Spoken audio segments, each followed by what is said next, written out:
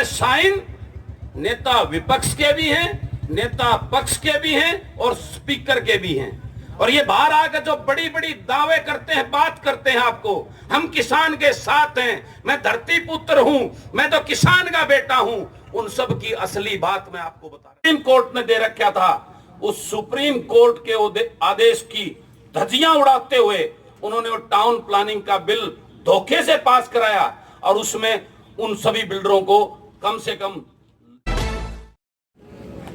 सबसे पहले तो मैं आप सबसे जो यहाँ इस इतने सुंदर कार्यक्रम में मेरे इस बड़ौदा हलके के सभी गांव से पधारे, मैं अपने उन पिता तुल्य बुजुर्गों से और मंचासीन सभी मेहमानों से मैं इस बात की माफ़ी मांगता हूं कि मैं समय पर नहीं पहुंच पाया और मैं लेट आया हूं। उसके लिए बार बार आपसे मैं जो ना क्षमा प्रार्थना करता हूं। और मैं आते हुए मेरे कैथल में प्रोग्राम थे और मेरा दिल यहीं पे था। मेरी अभिमन्यु भाई से आज भी बात हुई थी, कल भी बात हुई थी और बीच में पहले भी बात होती रही थी। मैंने इनको एश्योरेंस दिया था कि मैं पक्का इस कार्यक्रम में पहुंचूंगा, लेकिन वहां जो लोगों का प्यार और आशीर्वाद इस प्रकार से मिला कि मुझे 2 प्रोग्राम तो बीच में छोड़ के उनसे माफी मांग के आया हूं। मुझे इस प्रोग्राम में एक बार हाजिरी देनी बहुत जरूरी है। और मैंने रास्ते में आते आते जब मैं गाड़ी में कैथल से चला तो मैं यूट्यूब पर जो चल रहा था उसको लाइव को देख रहा था और मैंने यहाँ तक इस प्रोग्राम को देखा। सबसे पहले मैं भाई अभिमन्यु को और उसकी टीम को और यहाँ इसको सपोर्ट करने में और इस सारी मैनेजमेंट के लिए मैं इस कथूरा गांव की युवा टीम और भाई सोनू को, सरपंच को बहुत बहुत बधाई देता हूं और धन्यवाद करता हूं। और आज मैंने जो एक महसूस किया कि ये रैलियों में जो इतने बड़े बड़े आयोजन करते हैं अलग अलग पार्टी के नेता, इन रैलियों का भी बहिष्कार होना चाहिए। ये रैली कॉमन होनी चाहिए। उस एक ही रैली के मंच के ऊपर दोनों सारी पार्टियों के नेता अपने विचार रखें जनता के सामने, जनता के बीच में। जैसे संवाद फोरन में जब चुनाव लड़े जाते हैं तो पब्लिक आती है और एक प्लेटफार्म पे आप अपने विजन बताते हैं, अलग पार्टियों के सारे नेता आते हैं। ये जब तक नहीं होगा जब तक इनकी असलियत का पता नहीं चलेगा, क्योंकि आप अपने जयकारे बोलने वाले लोग आते हैं, उस नेता के भगत उस पार्टी में आते हैं और वो जयकारे बोलते हैं उसी के, चाहे वो में बोलना आवा है चाहे ना आता उसने।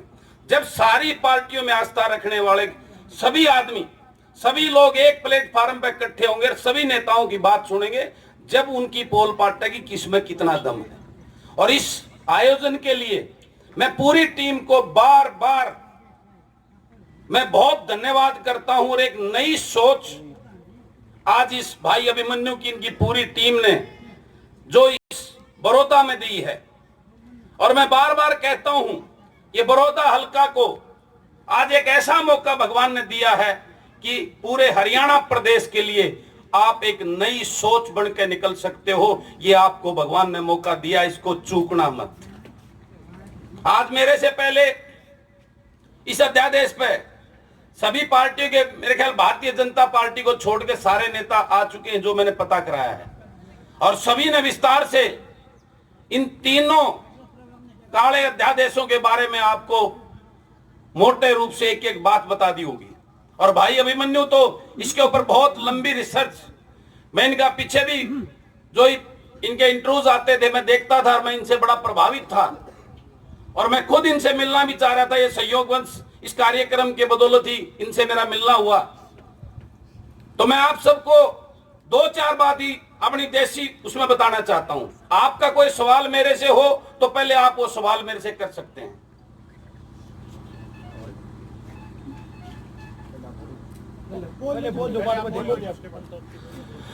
मैं तो यही बताना चाहता हूं, ये तीनों अध्यादेश जो किसान को और खेतिहर मजदूर को और इस कृषि से जुड़े हुए जो भी व्यापारी व्यवसायी हैं और आम उपभोक्ता जो इस देश का नागरिक है, सबके लिए ये काले अध्यादेश हैं, सबके लिए आने वाला उनका भविष्य और उनके बच्चों के लिए खतरे की बहुत बड़ी घंटी है। और जिस भागम भाग में इन अध्यादेशों को इस भारतीय जनता पार्टी की सरकार ने लोकसभा और राज्यसभा में पारित करने का काम किया है, और जिस प्रकार से राज्यसभा के अंदर कोई भी बिल जाता है उसकी वोटिंग से उसका निर्णय होता है, पहली बार ऐसा हुआ है कि राज्यसभा के अंदर मार्शल बुलाने पड़े और इसको बगैर वोटिंग के तालियां बजाकर जो ना इतने महत्वपूर्ण बिल को जो उन्होंने धक्के से पास करने का काम किया, ये सरासर लोकतंत्र की हत्या है। और जिस प्रकार से ऐसा पहली बार देखने को मिला, सरकार कहती है कि यह बिल किसान को उसके भविष्य को उज्जवल करने के लिए, किसान को खुशहाल करने के लिए, और किसान वो अन्नदाता कर्मयोगी सड़कों पे बैठ के चिल्ला रहा है कि ये काले कानून है, मुझे बर्बाद कर देंगे, मेरे बच्चों का भविष्य बर्बाद कर देंगे। ये बड़े बड़े पूंजीपति उद्योगपति मेरी इस जमीन पर, मेरी मां के ऊपर, जिसको जमीन को किसान अपनी मां समझता है, उसको कब्जा कर लेंगे। और वो सरकार के अंधे भरे जिनका रिमोट कंट्रोल उन कॉर्पोरेट हाउसेस अडानी, अंबानी, टाटा, बिड़ला के हाथ में है। ये कानून, ये तीनों अध्यादेश उन्होंने कॉर्पोरेट हाउसेस के लिए बनाए हैं, इस गरीब किसान और मजदूर के लिए नहीं बनाए हैं। इस बात को वो सुनने को तैयार नहीं है। लेकिन मैं आप सबके माध्यम से एक बात बताना चाहता हूं कि सबसे बड़ी ताकत वो जनता की ताकत होती है। वो चुनकर अगर कुर्सी देना भी जानती है तो कुर्सी से पकड़कर नीचे उतारना भी जानती है। यही बात जानने की जरूरत है आज आप सबको। मैं पिछले 1 साल से, मुझे 10 महीने हो गए हैं, सरकार बनते 2 महीने बाद मेरा टकराव शुरू हो गया था और मुझे कई तरह से डराया भी गया, मुझे लोभ भी दिए गए। लेकिन मैं एक किसान का बेटा हूं और जिस सोच के साथ इस राजनीति में आया था, उसी नीयत और सोच के ऊपर आज तक खड़ा हूं और आगे भी खड़ा रहूंगा, वादा करता हूं आपको। आपने देखा होगा जब ये तीनों अध्यादेश आए, हरियाणा प्रदेश का 1 दिन का विधानसभा सत्र घोषित किया गया और उस विधानसभा सत्र में मैंने सभी से डिस्कस करके, डॉक्टर साहब का मेरे बहुत योगदान, इनके साथ बैठ के डॉक्टर शमशेर जी के साथ हमने एक प्राइवेट बिल तैयार किया। उसमें जो इस अध्यादेश में जो मोटा मोटी कमी है, जिसको ये आज के गठबंधन के डिप्टी सीएम साहब भी बोलते हैं कि एमएसपी को मैं खत्म नहीं होने दूंगा और जिस दिन एमएसपी खत्म हो गया उस दिन मैं अपना इस्तीफा दे दूंगा। तो मैं आप सबको बताना चाहता हूं और आप सब जानते भी हैं, अभी पिछले दिनों प्रधानमंत्री जी ने एमएसपी में बढ़ोतरी भी की है 2.6%, जो अब तक के पुराने इतिहास में देखोगे सबसे कम है। वो एक लोभन प्रलोभन, एक टॉफी किसानों को देने का काम किया है। बेचारा एमएसपी बढ़ा दिया, गेहूं के 50 रुपये बढ़ा दिया, फलाने के इतने बढ़ा दिए, वो देने का काम किया।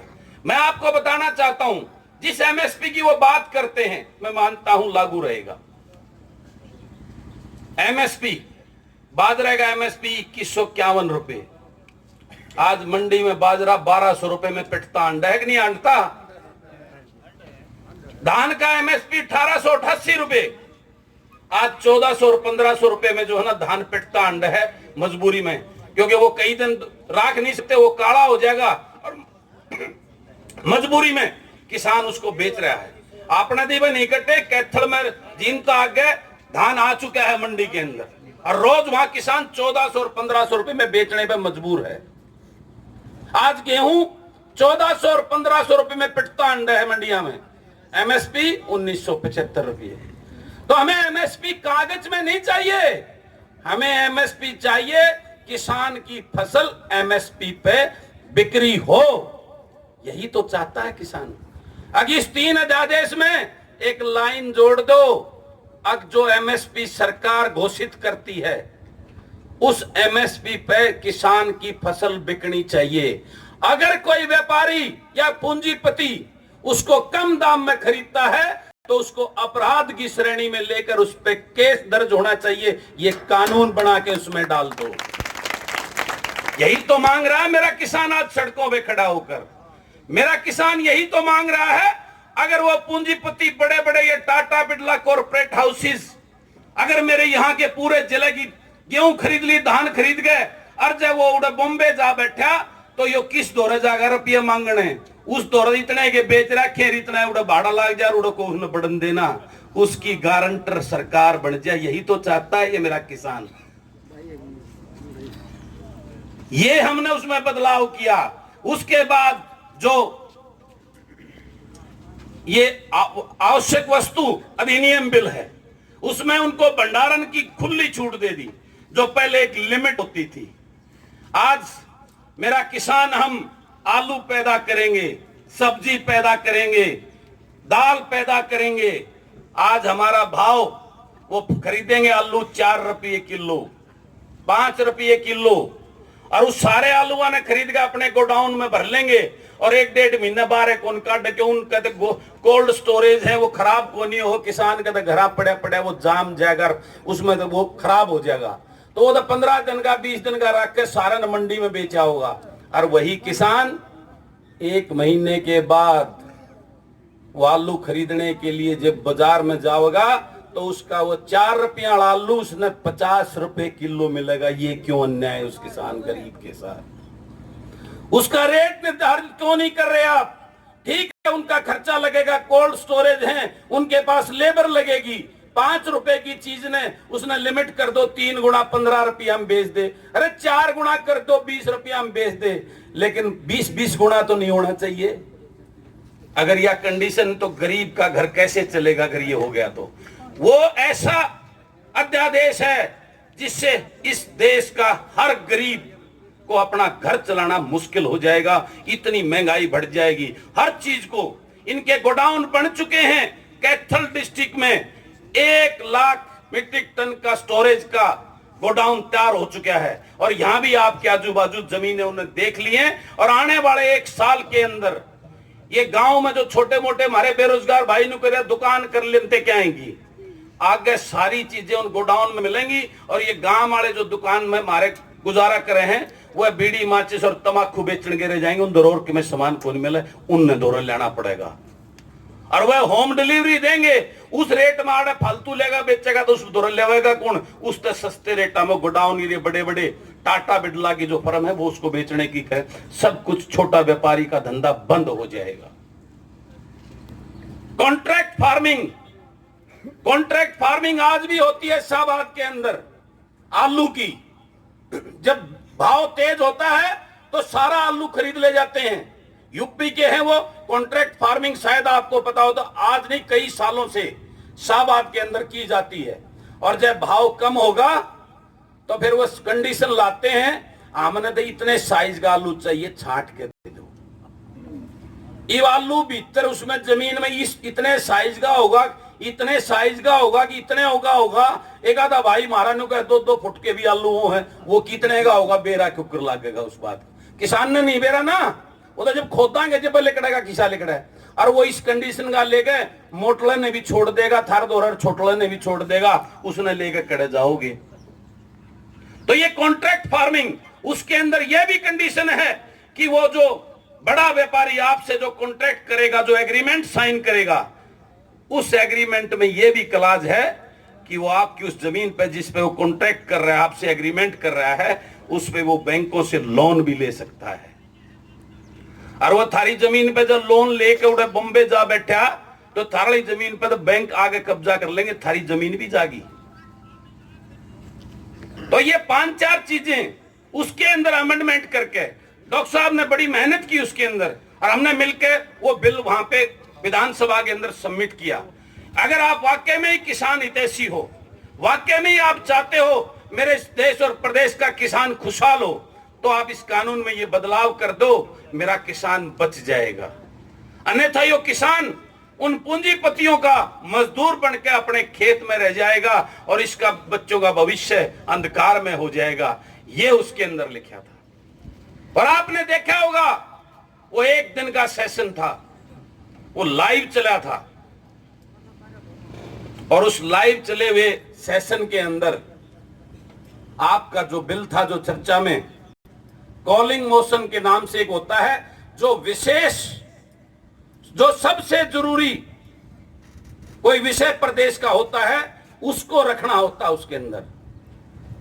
और विधानसभा सत्र चलने से पहले एक मीटिंग होती है, उसको बोलते हैं बिजनेस एडवाइजरी कमेटी। और उस बिजनेस एडवाइजरी कमेटी के मेंबर होते हैं नेता पक्ष और नेता विपक्ष और विधानसभा के स्पीकर साहब। और वो ये फैसला करते हैं कि आज की विधानसभा की कार्रवाई में क्या क्या मुद्दे रखे जाएंगे और किस किस मुद्दे पर चर्चा की जाएगी और क्या मुद्दा जरूरी है।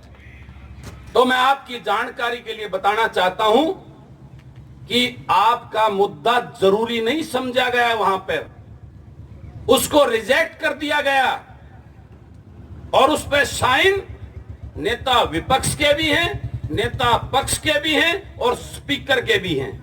और ये बाहर आकर जो बड़ी बड़ी दावे करते हैं, बात करते हैं, आपको हम किसान के साथ हैं, मैं धरती पुत्र हूं, मैं तो किसान का बेटा हूं, उन सब की असली बात मैं आपको बता रहा हूं।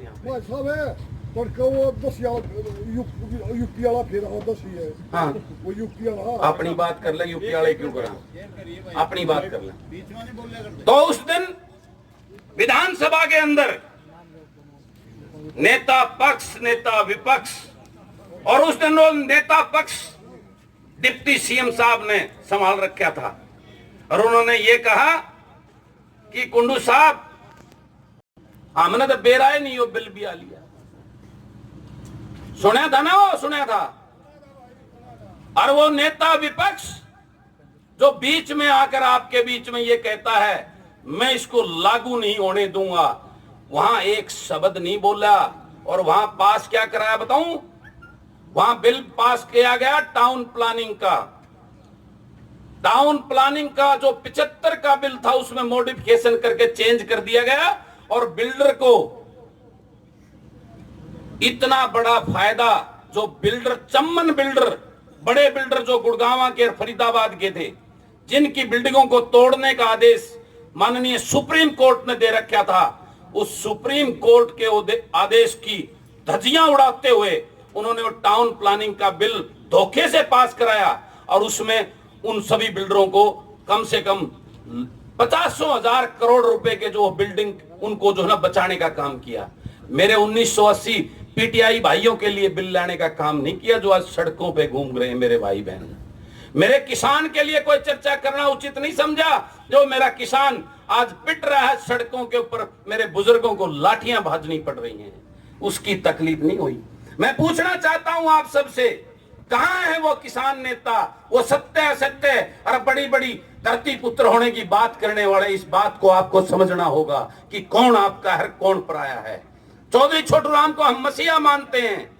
चौधरी छोटूराम जी ने एपीएमसी एक्ट जो मंडी हमारे लिए तैयार की थी, उनकी दूरगामी सोच थी कि मेरा किसान, अगर ये मंडी ये एक्ट पास नहीं किया गया तो ये मेरे किसान को मार देंगे। आज उसी चौधरी छोटूराम की सोच और उसकी नीति को, उसके कानून को ये लोग, ये चोर, झूठ बोलने वाली ये पार्टी उसको खत्म करने में तुली हुई है। ये आपको सोचना होगा।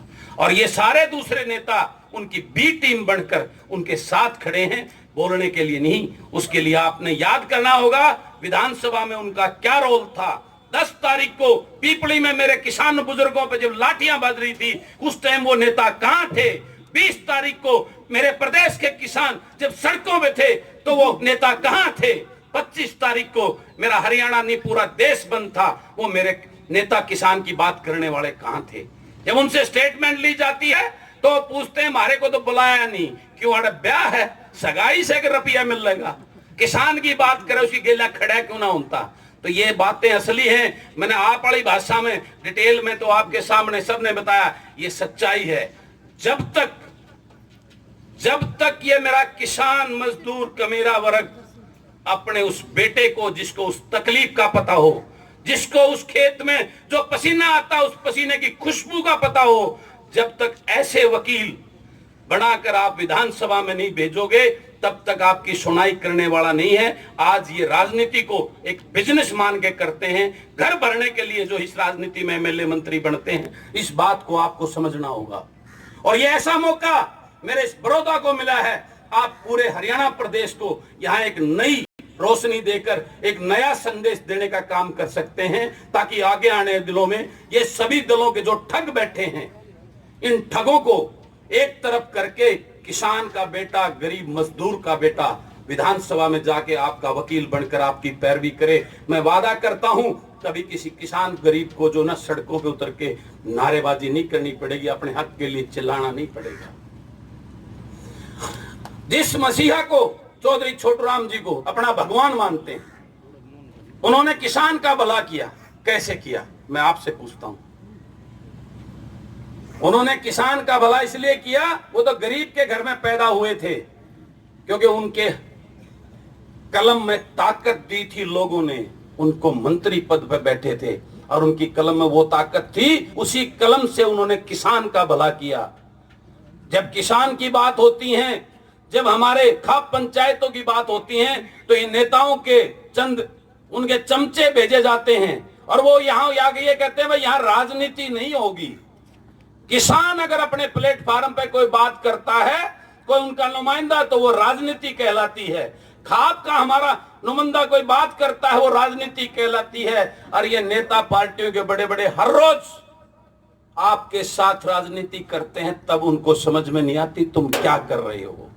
इस बात को समझने का टाइम है। तो मैं जो मेरे दिल के भाव थे, और मैं आपको वादा करता हूं, मेरे इस महम की बहादुर जनता ने मुझे अपना वकील बना के भेजा है और आखिरी सांस तक मैं अपने उस किसान के लिए, कमेरे वर्ग मजदूर के लिए, अपने भाइयों के लिए आखिरी सांस तक लड़ाई लड़ूंगा।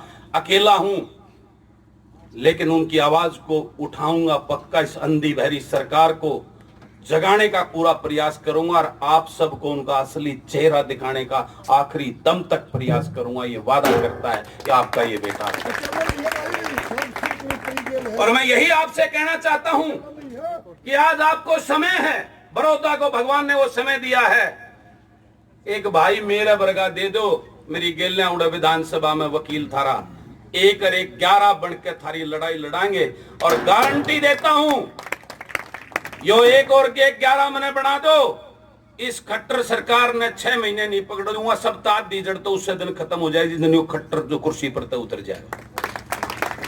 और जब उसने उड़े लागे रे अगर मारा अपना क्षेत्रवाद, तो वो उड़ेगा 30 के 31 फेर हो दियो, जिसा विपक्ष का बैठा उड़े फिर बैठा रहेगा।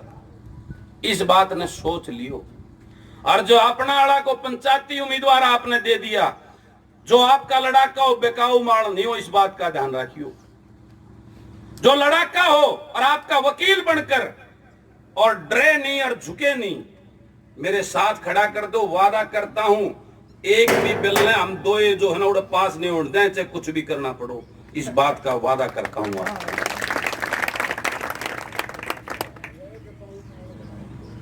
तो बाकी तो सारे मेरे से पूरो सारी बातें इस एक्ट के बारे में भी, और इसमें क्या क्या संशोधन हो सकता है, और ये प्रदेश सरकार का चैप्टर है, प्रदेश सरकार के उसमें आता है। और प्रदेश सरकार चाहे तो ये यहां पे लागू नहीं हो सकता, लेकिन उसके लिए जब तक यो खट्टर बैठा तारिया बात बने को नहीं। इस खट्टर की टांग खींचांगे जब वो भी काम जब हो।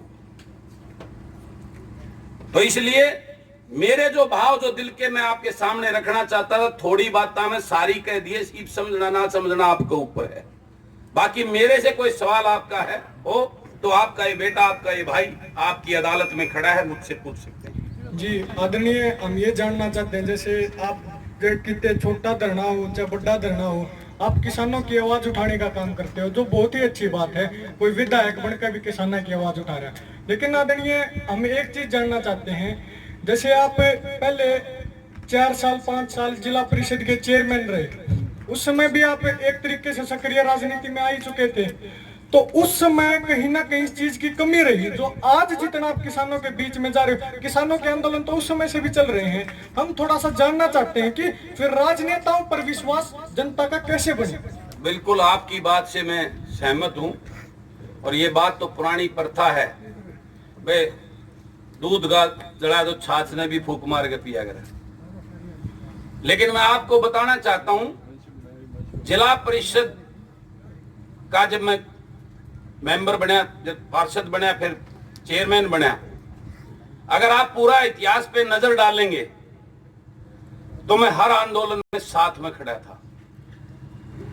हमारा जो आंदोलन था उसमें जितना योगदान इस रोहतक जिले में, वो भी हमारे समाज का था, उसका नाम ना लेके मैंने सबसे था पीछे, लेकिन सबसे महत्वपूर्ण भूमिका मैंने उसमें निभाई थी। इस बात को मेरे ख्याल सब जानते हैं। रही किसान की जो बात थी, मैं जहां भी मेरे संपर्क में, मैं हमेशा किसान के साथ खड़ा रहा हूं, और उस बात का आपको बहुत सारे उदाहरण मेरे महम के अंदर मिलेंगे कि जब जब मेरे महम के क्षेत्र में किसानों के ऊपर कोई आपदा आई तो उनका बेटा, चाहे वहां गेहूं जलन पाई, पानी भरण पाई या और किसी में आई, तो उनके साथ खड़ा हुआ मिलेगा। इस बात को अगर आप पिछले तुलना देखोगे, अपने मुंह से मैं कोई बात नहीं कहना चाहता वो, लेकिन मैं हर उसमें मेरे अपने किसानों के साथ, क्योंकि मैं किसान के घर में पैदा हो रहा हूं। मेरे अंदर मैंने अपने दादा को हल जोड़ते देखा, मैंने अपने बाबू को हल जोड़ते हुए देखा, और मैंने हल तो जोड़ नहीं रखा, लेकिन 5 साल कॉलेज के टाइम में जब तक मैंने काम शुरू नहीं किया था, मैंने ऐसा कोई खेत का काम नहीं जो मैंने नहीं कर रखा हो। तो मैं उस तकलीफ को, उस दर्द को जानता हूं। और रही बात जिला परिषद का चेयरमैन, वो सरकार के सामने कुछ भी नहीं होता, लेकिन फिर भी मैंने जी चलाई सरकार के। तो मैं अनेकों बार, मनीष ग्रोवर का टकराव मेरे साथ रोहतक का मुख्यमंत्री तो हो रहा है, वो उन 5 सालों में भी एक बार नहीं कई बार देखने को आपको मिलेगा। इसको मेरे ख्याल आप सब नहीं तो कुछ जरूर मेरे युवा साथी भाई सोशल मीडिया पे इन्होंने देखा होगा, वो चीज पिछले दिनों की आपको पता लग जाएगी। देखिए आदरणीय, हम एक चीज और जानना चाहते हैं। जैसे कुछ दिन पहले हम देखते थे, सभी देखते थे, आप लड़कियों के लिए बहुत अच्छा काम कर रहे हो, आप बस चला रहे हो, आपकी बसों पर बीजेपी के पोस्टर होते थे, और जिनके खिलाफ आज आप खड़े हो, मनीष ग्रोवर जी का भी फोटो उनके ऊपर होता था। आप किस तरीके से मतलब इस चीज को देखते हो? बिल्कुल मैं आपकी बात से सहमत हूं, और उस बात को मैं कबूल भी करता हूं कि इस चुनाव से 6 महीने पहले मैंने पोस्टर बदलवाए थे। पहले मनीष ग्रोवर का फोटो नहीं था, लेकिन मेरे को किसी पार्टी के उन्होंने कहने से मैंने उसका फोटो उस पर लगवाया था। लेकिन मैं आपको ये बता दूं, उस टाइम पे एक छोटे स्तर का, हर छोटा से छोटा आदमी, विपक्ष का भी आदमी, मैं कांग्रेस के मेरे बुजुर्गों से, इनलो के मेरे बुजुर्गों से मुंह से ये सुनता था, अगर वो कट्टरता ईमानदार है और बाकी सारे बीजेपी वाले चोर हैं। क्या करते कि ना क्या करते हो बताओ? क्या करते ना? उसकी लांगड़ किसने काटी फिर बने पाछे? हरदा ही दिखाया ना उसका असली चेहरा भी, फिर मैंने दिखाया होगा, दिखाया कि नहीं दिखाया? मैं मानता हूं उसके बाद अगर मेरे पास, लेकिन 6 महीने पहले उस मनीष का मजबूरी में मुझे कहा गया था। और बता दूं, मुख्यमंत्री ने कहा था, मैंने वो टिकट के लालच में काम करा था, इतना तो मैं दोषी हूं, मैं मानता हूं, इसका तो कबूल करता हूं।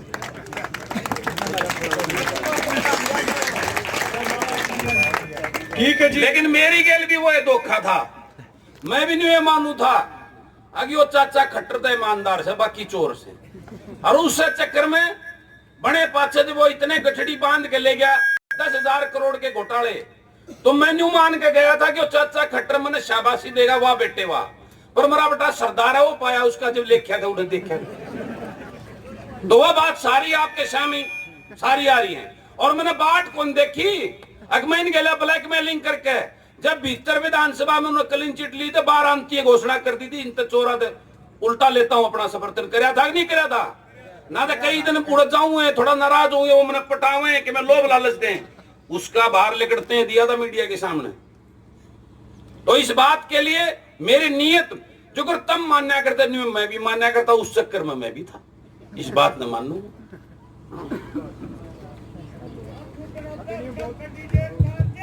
आदरणीय बहुत बहुत धन्यवाद आपका। मैं एक वादा करता हूं आपको, कैंडिडेट आप दे दो, उसका चुनाव जब बेसिक रुपये घाट हो तो उसने मैं लड़ दूंगा, इस बात का वादा करता हूं। आदमी तुम दो, आदमी तुम दो, या सरकार रुपया आली है, वो पूर्व मुख्यमंत्री घने रुपया आला इनते भी उन्हें रुपया खातर उसने चुनाव नहीं आने दूंगा, उसी गेल खड़ा होकर लड़ूंगा। बहुत बहुत धन्यवाद आदरणीय। उसके लिए मैं वादा करता हूं, उसका साथ देगा, उसके कंधे से कंधा मिला के उसका चुनाव लड़ूंगा आपके साथ। आदरणीय आपका बहुत बहुत धन्यवाद। लेकिन हम ऐसा सोचते हैं ना, तो हम इस पंचायत राष्ट्र निर्माण की जानकारी के लिए ग्राउंड मीडिया चैनल को सब्सक्राइब करें और शेयर करें।